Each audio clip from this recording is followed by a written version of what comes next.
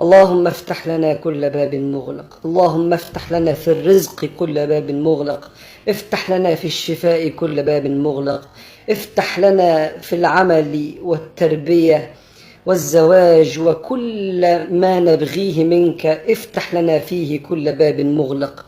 اللهم أنزل علينا السكينة يا صاحب العون والأيادي المعينة.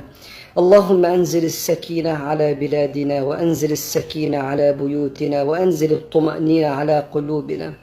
اللهم اطرد شياطين الجفاء والفرقة والقسوة من قلوبنا ومن بيوتنا. اللهم يسر علينا كل عسير، فتيسير العسير عليك يسير. اللهم أقبل بقلوبنا عليك، وأوقف أجسادنا بين يديك.